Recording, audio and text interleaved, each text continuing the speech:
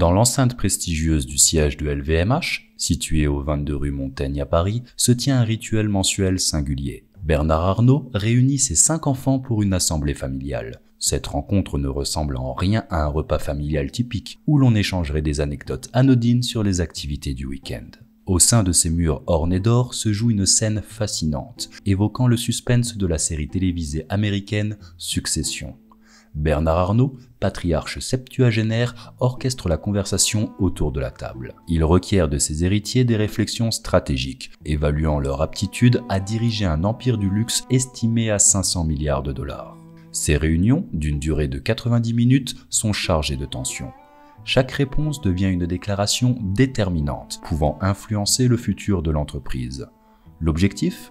Discerner lequel de ses enfants, Delphine, Antoine, Alexandre, Frédéric ou Jean, héritera du contrôle de ce conglomérat de marques de luxe.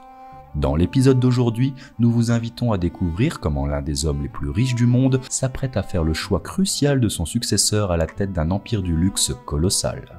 Avec une fortune fluctuant entre 180 et 235 milliards de dollars, Bernard Jean-Étienne Arnault n'est pas seulement un acteur clé du secteur du luxe, il en est le pilier. En tant que PDG de LVMH, il dirige un ensemble de 75 marques prestigieuses, incluant Louis Vuitton, Christian Dior et Tiffany & Company.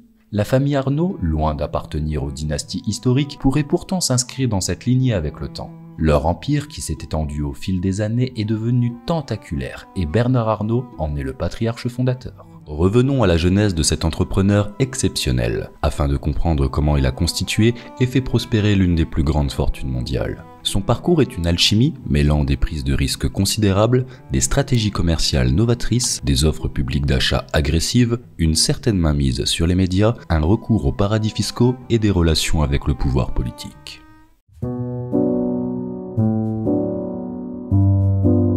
Les succès de la famille Arnault n'ont pas été exempts de controverses, qui sont souvent le lot des grandes fortunes mondiales. L'une d'elles concerne Bernard Arnault, qui, en janvier 2013, dépose une demande de naturalisation belge. Cette demande est accueillie par un avis défavorable du parquet de Bruxelles, principalement en raison de son incapacité à fournir la preuve d'une résidence principale en Belgique pendant 3 ans, critère essentiel pour l'obtention de la nationalité. De plus, une enquête est ouverte en Belgique autour du réseau d'entreprises et de fondations de Bernard Arnault. Cette enquête porte notamment sur une augmentation de capital de 2,9 milliards d'euros de la société Pilinvest détenue par Arnault.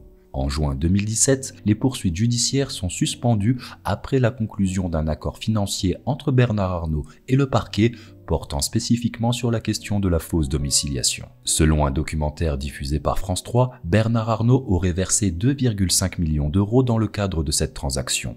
Par ailleurs, les éléments susceptibles de constituer une évasion fiscale, révélés par l'enquête du parquet de Bruxelles, sont alors transmis aux autorités françaises pour gestion. En 2014, des informations émergent sur la présence de nombreuses filiales de LVMH dans des paradis fiscaux. Ces révélations suggèrent que le groupe utilise des juridictions pour minimiser ses obligations fiscales, une pratique courante des multinationales souvent critiquée pour son éthique douteuse. La situation s'intensifie en 2017 avec la publication des Pandora Papers, qui révèle que Bernard Arnault a placé des actifs dans plusieurs paradis fiscaux.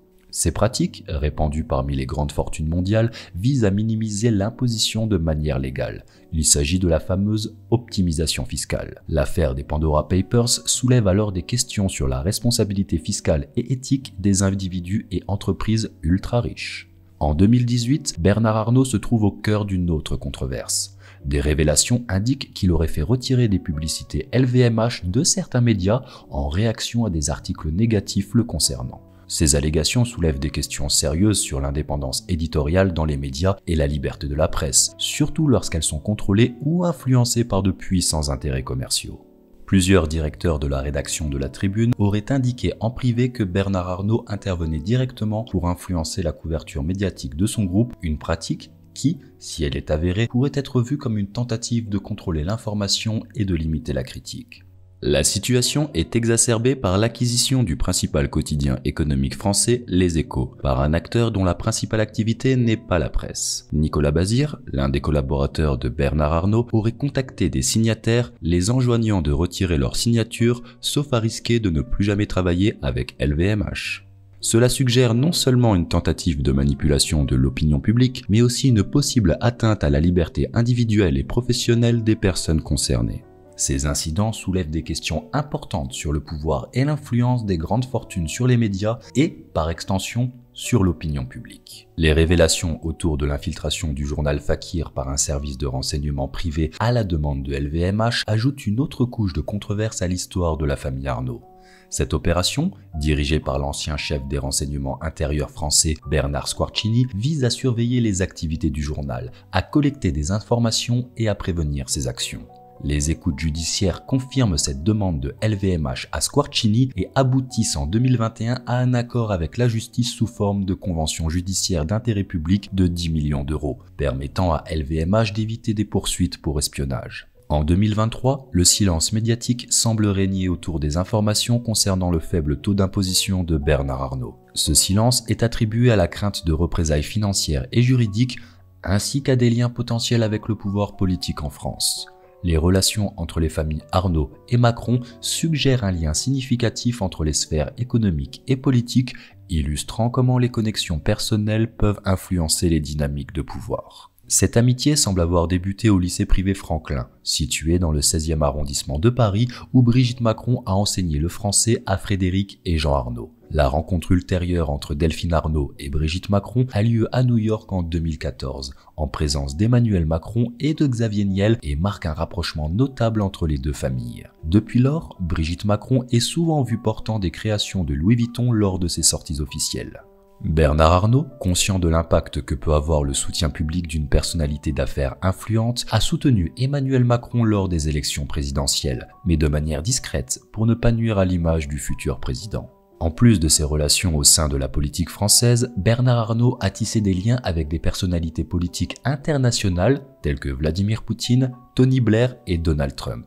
Sa participation à des événements à la Maison-Blanche et sa présence en tant que témoin au mariage de Cécilia et Nicolas Sarkozy en 1996 témoignent de ses connexions étendues. Ces relations ne sont pas simplement symboliques, elles constituent un aspect fondamental de son succès. En cultivant des liens avec des leaders politiques de divers horizons, Bernard Arnault a non seulement accès à un réseau influent, mais cela lui permet également de naviguer dans les divers environnements politiques et économiques à l'international. Mais reprenons depuis le début.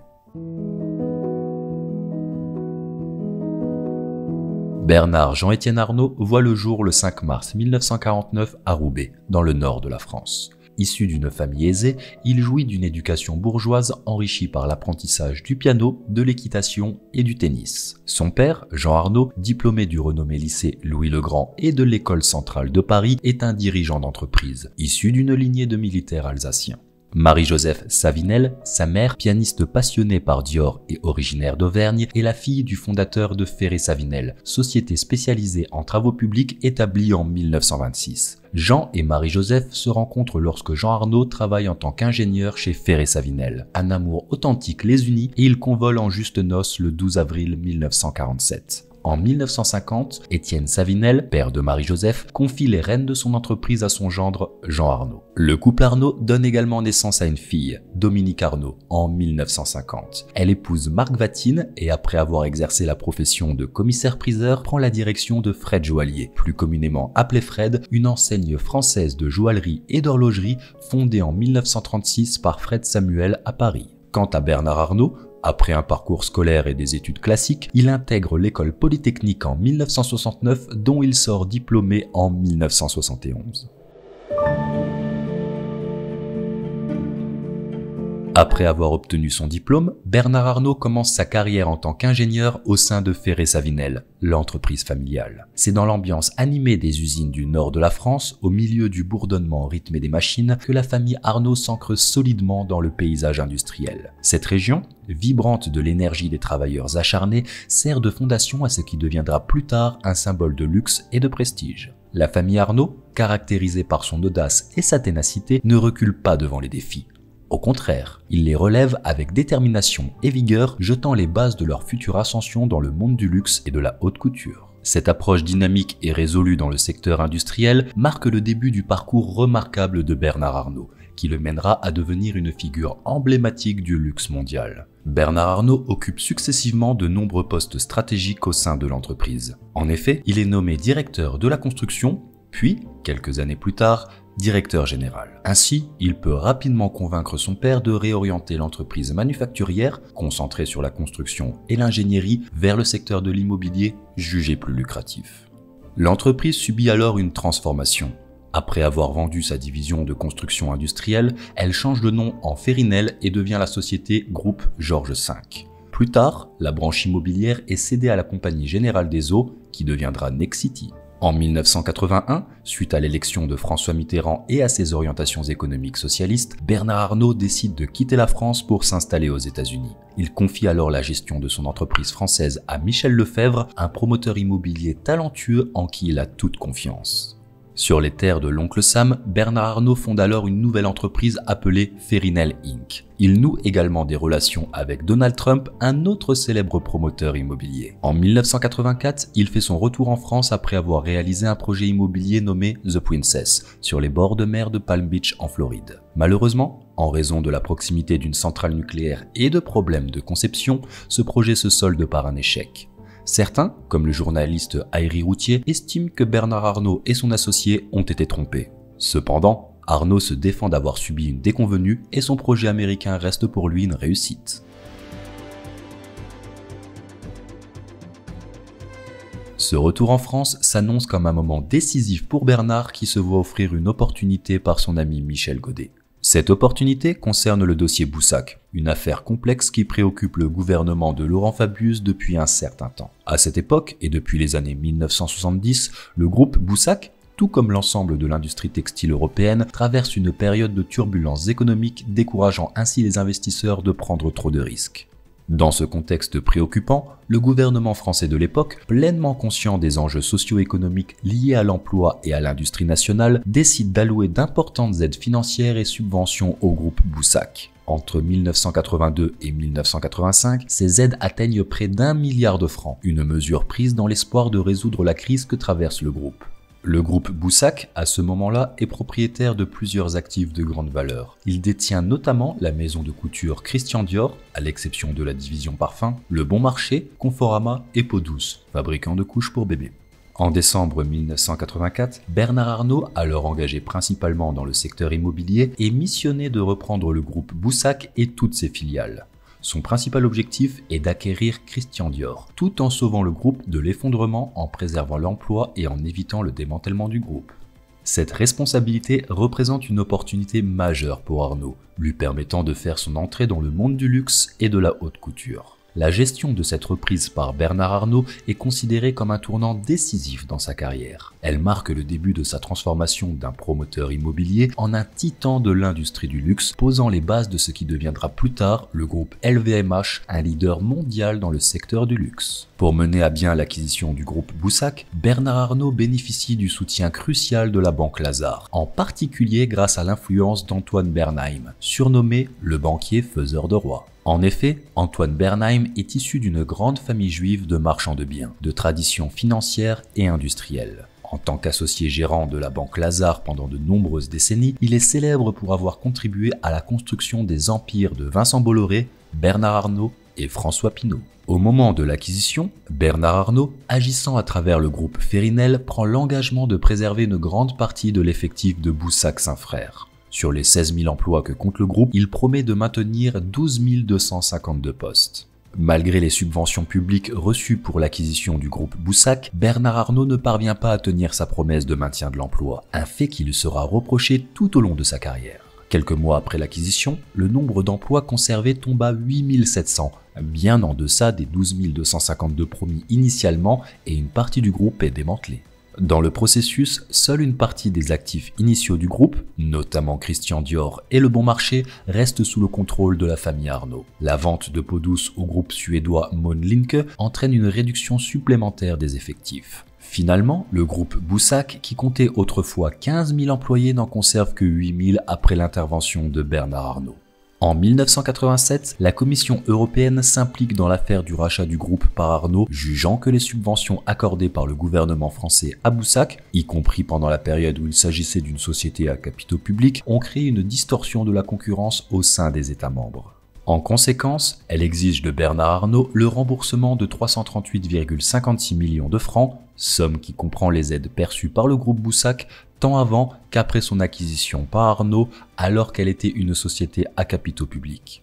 Cette affaire est marquée par la controverse, car Bernard Arnault, face à la demande de remboursement de la Commission européenne, refuse initialement le remboursement, arguant que l'État se servait lui-même ses aides, Boussac étant une société à capitaux publics avant son acquisition. Malgré un investissement personnel relativement modeste de 40 millions de francs et grâce au soutien d'Antoine Bernheim, Bernard Arnault réussit à prendre le contrôle de Boussac et à redresser l'entreprise. Quelques années plus tard, sa valeur en bourse atteint 8 milliards de francs, propulsant ainsi l'entrepreneur parmi les hommes les plus riches de France.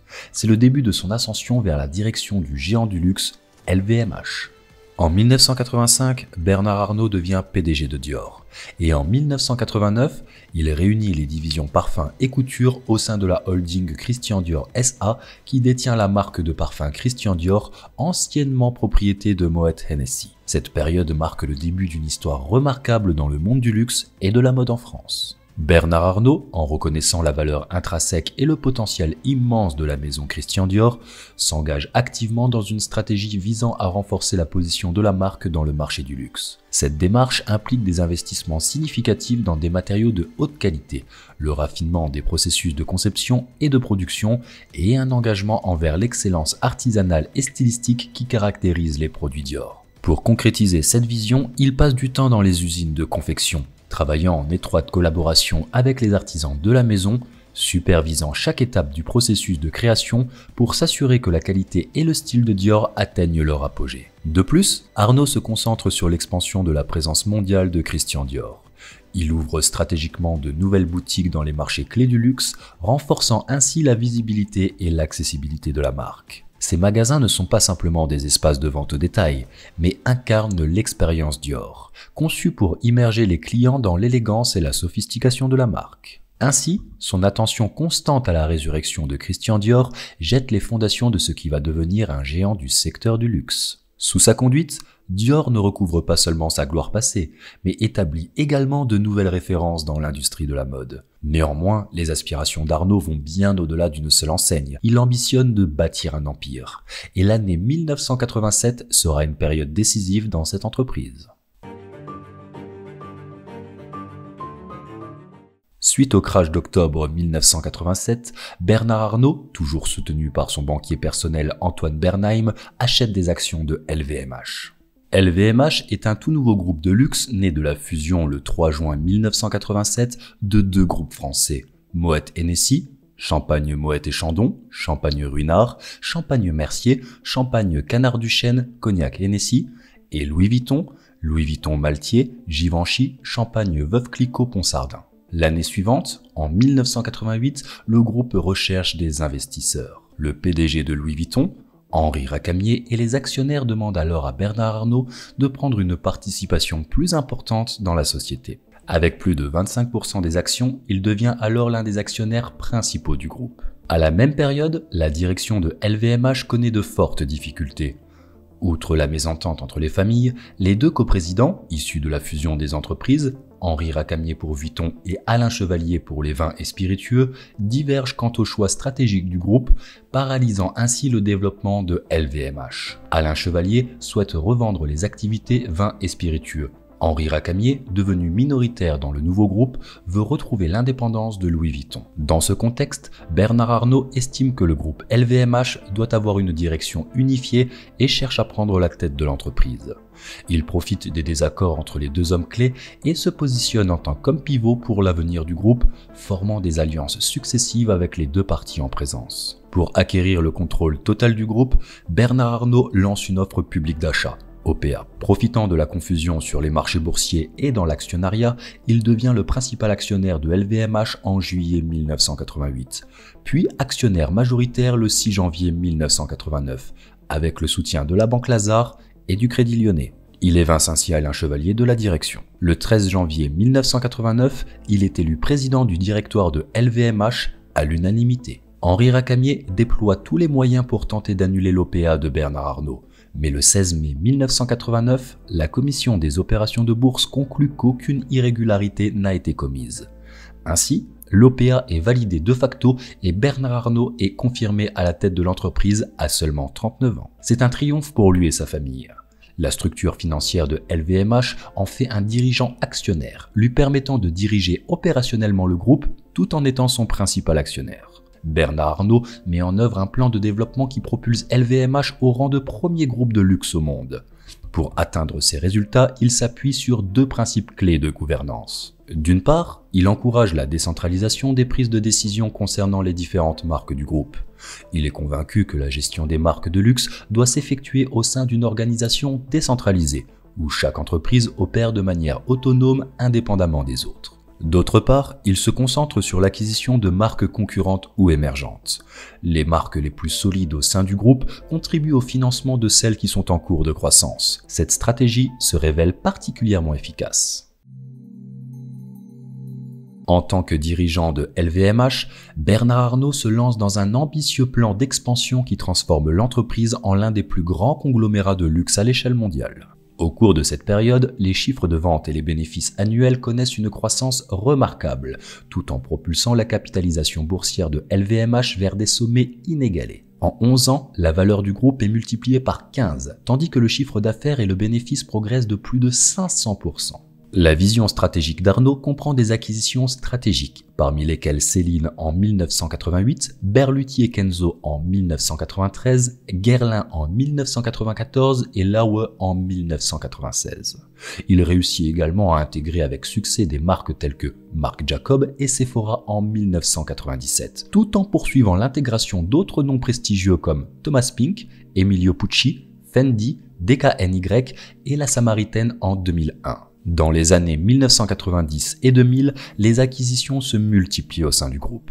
Il rachète 21% des parts de Guinness et siège à son conseil d'administration. En 1997, il tente, en vain, de bloquer la fusion entre Guinness et Grande Met, qui aboutit à la création de Diageo en 1998. À la fin des années 1990, Bernard Arnault fait de l'art le pivot de sa stratégie de communication en acquérant Philips, le troisième acteur mondial de la vente aux enchères pour 125 millions d'euros, ainsi que Tadjan, leader français dans ce domaine. En 1996, le groupe de Bernard Arnault acquiert 38% du capital de Château d'Yquem, grand cru classé de Sauternes situé dans le vignoble bordelais. En 1998, il en devient l'actionnaire majoritaire avec 64% des parts. Entre 1998 et 2001, il s'intéresse à la nouvelle économie liée de l'Internet et investit notamment dans Boo.com, Liberty Surf et The Bank via sa holding spécialisée Europe at Web. Le crash des valeurs Internet à partir de mars 2000 et plus particulièrement les attentats du 11 septembre 2001 le persuadent d'accélérer sa sortie de ce secteur en les cédant au groupe Suez. Liberty Surf est vendu à Telecom Italia tandis que The Bank est vendu à Egg plc.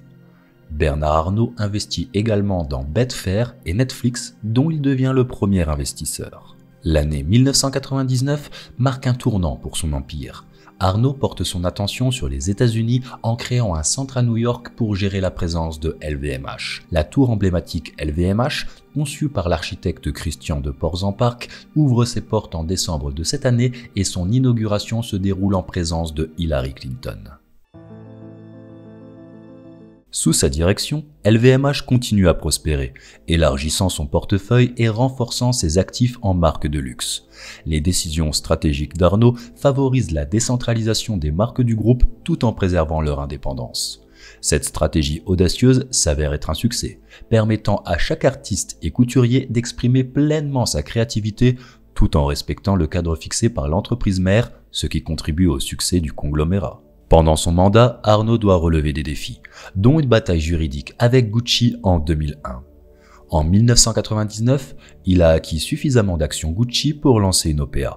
Et après avoir atteint une participation de 34% dans Gucci, LVMH souhaite siéger à son conseil d'administration. Cependant, tous ne sont pas d'accord avec cette idée.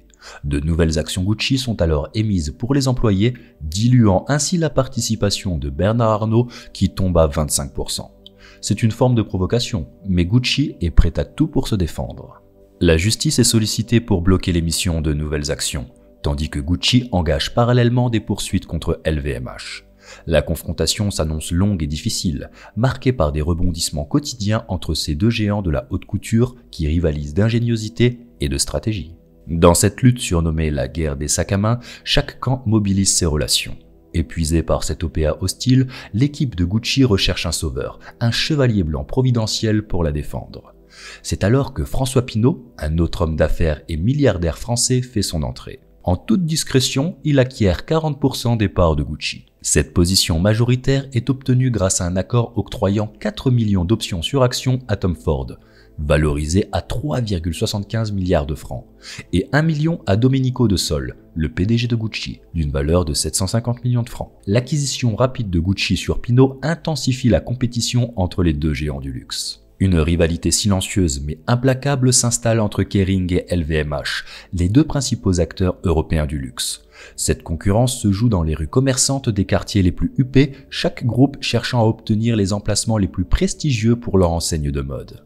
Depuis le début des années 2000, la fortune de Bernard Arnault connaît une croissance exponentielle, alimentée par une série d'acquisitions qui élargissent considérablement le portefeuille de LVMH dans le secteur de la mode de luxe. En 2001, Arnault mène LVMH à l'acquisition de Fendi, fleuron de la mode italienne, marquant une étape décisive dans l'expansion de LVMH dans le luxe. Initialement, en 2000, LVMH avait acquis une part de Fendi aux côtés de Prada, mais en novembre 2001, le groupe devient l'actionnaire majoritaire en rachetant la participation de Prada. Puis, en 2004, Bernard Arnault porte son intérêt vers le secteur des montres et des bijoux. Constatant un potentiel inexploité dans ces segments, il dirige habilement LVMH vers l'acquisition de la marque suisse de joaillerie Tag Heuer pour un montant de 502 millions de dollars. Cette initiative stratégique judicieuse de Bernard Arnault propulse LVMH au premier plan de l'industrie des montres de luxe avec la promesse de mener Tag Heuer vers de nouveaux horizons encore inexplorés. De la même façon, l'année 2011 est significative dans l'histoire de LVMH avec l'acquisition de Bulgari, le géant italien du luxe, consolidant davantage la position dominante de LVMH dans le secteur des bijoux haut de gamme. À cette époque, la passion d'Arnault pour l'art et la culture devient particulièrement évidente. Il se distingue comme un collectionneur d'art de renom, rassemblant des œuvres majeures de Picasso, Warhol, Yves Klein et Henry Moore. Sa collection, d'une valeur sans doute inestimable, témoigne de son engagement personnel envers les arts. Le groupe LVMH a soutenu plus de 10 expositions, parmi lesquelles Le Grand Monde d'Andy Warhol, Picasso et les Maîtres au Grand Palais, l'atelier d'Alberto Giacometti ainsi que Yves Klein au centre Georges Pompidou. En outre, la fondation LVMH a institué le concours international Prix LVMH des jeunes créateurs, accessible aux étudiants des écoles des beaux-arts en France et à l'international. Le projet de la fondation Louis Vuitton, initié en 2006 par Bernard Arnault, vise à promouvoir l'art contemporain. Conçu par l'architecte Franck Gehry, le chantier est interrompu en 2011 suite à des plaintes de riverains, mais a repris la même année. L'inauguration du bâtiment prestigieux a lieu en octobre 2014 en présence de François Hollande. La collection de la Fondation Louis Vuitton valorise des artistes contemporains de renom, tels que Gérard Richter, Bertrand Lavier, Christian Boltanski, Olafur Eliasson, Thomas Schutt et Pierre Hughes. Pour Bernard Arnault, la Fondation est un espace de dialogue avec le public et d'échange intellectuel. En 2014, Bernard Arnault reçoit le prix David Rockefeller du MoMA, le Museum of Modern Art financé par la famille Rockefeller. Il devient ainsi le premier non-américain à recevoir cette distinction. En 2016, il organise une exposition réunissant la collection de Sergei Tchoutchkine à la Fondation. En 2018, un rapport de la Cour des comptes révèle que les entreprises du groupe LVMH ont réduit leurs impôts de 518,1 millions d'euros entre 2007 et 2017, notamment grâce aux dons à la Fondation Louis Vuitton, réalisés principalement pour améliorer l'image du groupe. Suite à l'incendie de Notre-Dame de Paris le 15 avril 2019, la famille Arnault et le groupe LVMH annoncent un don de 200 millions d'euros pour la reconstruction de cette cathédrale emblématique, considérée comme un symbole de la France, de son patrimoine et de son unité. Le 23 septembre 2019, Bernard Arnault signe une convention de mécénat avec la Fondation Notre-Dame pour officialiser ce don. En 2023, face aux difficultés financières des Restos du Cœur exprimées par Patrice Douré, président bénévole de l'association, Bernard Arnault et sa famille font un don de 10 millions d'euros. Ce geste suscite des réactions contrastées. Certains membres de la gauche le perçoivent comme une charité de façade insuffisante, tandis que d'autres saluent l'initiative du milliardaire. Tom Benoît, essayiste et directeur de la rédaction de Géostratégie Magazine, rappelle dans une tribune publiée dans Entreprendre que ce don ne bénéficiera pas de déduction d'impôts, reflétant ses préoccupations sur le climat social en France. Le talent d'Arnault pour stimuler la croissance et créer des synergies est manifeste. Il fusionne le monde du luxe et de l'art par des collaborations entre Louis Vuitton et Jeff Koons par exemple. Cette capacité à associer l'art et la mode de luxe souligne le rôle de LVMH en tant que leader dans l'industrie du luxe. Cependant, bien que la fortune de l'empire continue de croître, le temps, lui, ne s'arrête pas. Les années passent et Bernard Arnault n'a toujours pas désigné clairement de successeur pour son empire, désormais estimé à une valeur à 14 chiffres. Nous nous sommes penchés sur le parcours professionnel de Bernard Arnault, mais pour saisir pleinement l'ampleur de sa réussite, il est essentiel d'explorer également sa vie personnelle. Cette dimension offre une vision plus complète de l'homme derrière l'empire, révélant comment ses expériences, ses relations et ses valeurs personnelles ont forgé son itinéraire. Le 5 mai 1973, Bernard Arnault épouse en premières noces Anne Devavrine, née en 1950. De cette union naissent 2 enfants. Delphine Arnault, en 1975, qui devient administratrice du groupe LVMH en 2004 et PDG de Christian Dior Couture en 2023, et Antoine Arnault, en 1977, qui occupe le poste de directeur général de Berluti.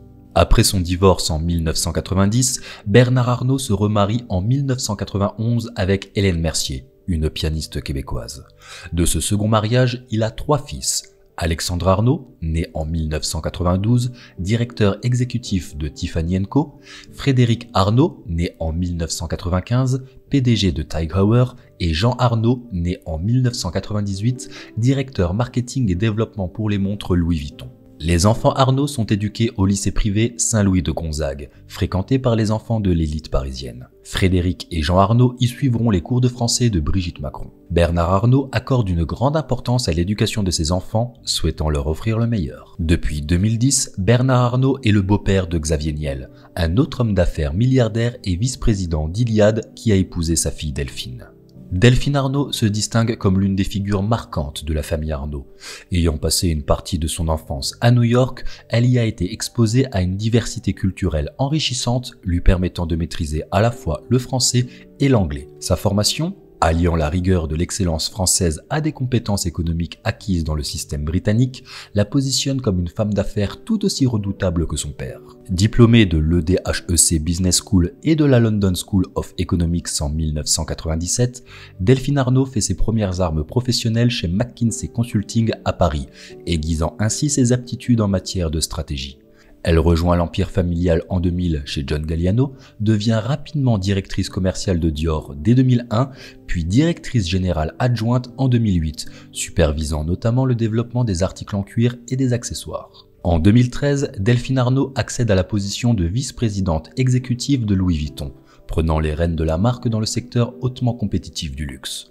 Sa gestion, caractérisée par une élégance et une finesse notables, ainsi que son soutien indéfectible envers les talents créatifs, lui valent une reconnaissance appuyée dans l'industrie. Cette trajectoire ascendante atteint un point culminant en 2023, lorsque Delphine Arnault est nommée PDG de Christian Dior, affirmant ainsi sa place prééminente au sein de la dynastie Arnault et consolidant son influence dans le monde du luxe.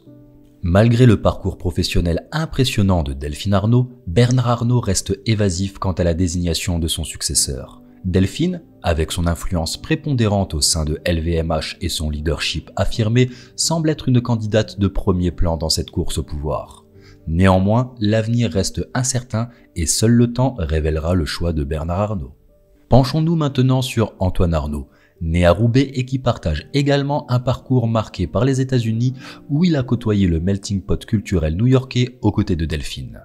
Son parcours académique le mène à HEC Montréal, une étape cruciale qui le façonne en un homme d'affaires accompli. Son immersion dans le monde professionnel débute dans l'entrepreneuriat de l'Internet, avant de rejoindre Louis Vuitton en 2002, où il se distingue par son expertise en marketing. En 2012, Antoine Arnaud prend les rênes de Berluti et conduit la marque vers de nouveaux succès financiers. Puis, en 2013, il devient président de l'Europiania, une autre marque prestigieuse du groupe LVMH. En plus de ses responsabilités, il pilote également la communication et l'image de LVMH, jouant un rôle clé dans l'entreprise familiale. En 2018, la position d'Antoine Arnaud au sein de LVMH prend une dimension stratégique et sa responsabilité s'étend au-delà des opérations traditionnelles, incarnant désormais un effort délibéré pour renforcer la présence numérique du groupe. Les spéculations sur sa potentielle succession à la tête du groupe sont alimentées par les ajustements subtils de Bernard Arnault concernant l'âge limite de direction de l'entreprise. Il y a également Alexandre Arnault, né en 1992, incarnant la nouvelle génération dynamique de LVMH. Formé dans des institutions éducatives prestigieuses à Paris et à la London School of Economics, Alexandre allie rigueur académique et approche décontractée, typique de l'univers de la mode. En tant que vice-président exécutif chez Tiffany & Co, depuis 2023, il insuffle un vent de fraîcheur et d'innovation à la marque. Alexandre Arnault se révèle être un catalyseur essentiel pour le développement de la marque, insufflant un mélange dynamique de technologie et d'innovation dans son ADN. En tant qu'expert du numérique, il joue un rôle crucial dans la transformation de l'empreinte technologique du groupe Arnault. Sa capacité à intégrer la technologie avec précision et savoir-faire démontre sa compréhension profonde des enjeux actuels et futurs de l'industrie du luxe, où l'innovation numérique devient aussi importante que la qualité artisanale. Frédéric Arnault, né en 1995, est un jeune dirigeant audacieux à la tête de TIG Heuer. Formé au sein des prestigieuses écoles françaises, son ascension au poste de PDG évoque la précision et l'ambition d'une mission d'alunissage. Sous son égide, TIG Heuer ne se contente pas de maintenir son cap. La marque connaît une croissance fulgurante. Sous sa direction, certains modèles de montres deviennent des objets de désir, aussi prisés que le fameux ticket d'or dans l'univers de Willy Wonka. Cette métamorphose marque l'empreinte indélébile de Frédéric dans l'industrie de l'horlogerie de luxe. Jean Arnault, le benjamin de la famille, s'impose également dans l'ombre de ses frères et sœurs aînés. Avec une formation académique solide, comprenant un double diplôme en mathématiques financières et en génie mécanique, il occupe une position stratégique chez Louis Vuitton. Son rôle dépasse celui d'un simple directeur. Il est un véritable architecte du développement et du marketing. Jean Arnault intègre habilement la stratégie, l'innovation et le lancement de nouveaux produits, orchestrant le tout en une mélodie harmonieuse de succès qui renforce la position de Louis Vuitton. La grande interrogation qui demeure est de savoir qui succédera à Bernard Arnault à la tête de LVMH. Cette question reste enveloppée de mystère. Delphine, Antoine, Alexandre, Frédéric et Jean Arnault, chacun avec ses compétences uniques et son parcours impressionnant, représentent des candidats potentiels pour reprendre les rênes du groupe LVMH. Le choix final, dépendant d'une combinaison de facteurs tels que l'expérience, la vision stratégique et la capacité à diriger un conglomérat d'une telle envergure, reste une décision attendue avec impatience par le monde des affaires. Seul le temps révélera qui parmi eux montera sur le trône de ce géant du luxe. Bernard Arnault est aujourd'hui une figure emblématique du monde des affaires et occupe une place singulière. En tant que président-directeur général de LVMH, Moet Hennessy Louis Vuitton, le plus grand conglomérat de produits de luxe au monde, il possède une fortune remarquable, évaluée à 146 milliards de dollars, selon l'indice Bloomberg des milliardaires en date du 21 septembre 2023. Sous la direction d'Arnault, LVMH a consolidé un portefeuille impressionnant de plus de 75 marques prestigieuses couvrant une large gamme de segments, allant de la mode à la joaillerie en passant par les spiritueux et la cosmétique. Cette hégémonie dans le secteur du luxe confère à Bernard Arnault une influence considérable, bien que son parcours et ses méthodes aient également suscité leur part de controverses. La famille Arnault, à la suite d'une année 2022 historiquement lucrative, a encaissé près de 2,9 milliards d'euros en dividendes en 2023, une somme astronomique représentant environ 120 000 fois le revenu médian net en France. Cette somme considérable, issue des performances exceptionnelles de LVMH, pose la question de son utilisation, d'autant plus que la famille n'a pas encore établi de fondation philanthropique notable. Il semble que la réponse de la famille Arnault à cette interrogation soit de continuer à consolider leur position dominante sur le marché du luxe. En effet, dès mars 2023, LVMH a lancé un programme de rachat d'actions d'une valeur de 1,5 milliard d'euros, surpassant le milliard d'euros de l'année précédente. Durant les 2 dernières années, Bernard Arnault a augmenté sa participation dans le capital de LVMH, passant de 46,43% à 47,14%, malgré une hausse de 27% de la valorisation de l'entreprise. Au-delà de leur succès et des controverses, la famille Arnault incarne un paradoxe, opposant l'ombre des critiques à la lumière de la réussite entrepreneuriale. Malgré les nombreuses polémiques liées à l'optimisation fiscale et aux promesses non tenues en matière d'emploi, il est indéniable que les Arnault ont su bâtir un empire transcendant l'industrie du luxe pour devenir un pilier de l'économie française. Le nom Arnault est synonyme de milliers d'emplois en France et à l'international, perpétuant l'excellence de l'artisanat et du savoir-faire français. Les chiffres sont éloquents, reflétant une croissance et une expansion qui profitent à de nombreux secteurs connexes. Les calls, Kering, Hermès, L'Oréal, LVMH, représentent désormais un pan essentiel de l'industrie française, en l'absence de ressources naturelles ou de géants technologiques comparables aux GAFAM. Les Arnault ont propulsé le luxe français à un niveau d'excellence reconnu mondialement, exportant une image raffinée et désirable de la France. Le luxe est devenu un ambassadeur de la culture et de l'art de vivre à la française. Leur vision stratégique et leur ambition ont hissé l'industrie du luxe français à un niveau d'excellence, lui permettant un rayonnement culturel et économique international. Cependant, il est essentiel de reconnaître que le succès ne saurait occulter les zones d'ombre. On ne peut donc négliger les débats autour de l'éthique fiscale et sociale qui nécessitent une attention continue. La réussite de la famille Arnault doit être mise en balance avec ces préoccupations. En somme, leur contribution à l'économie et au rayonnement de la France est indéniable, mais elle s'accompagne d'une nécessité de vigilance et de débat éthique.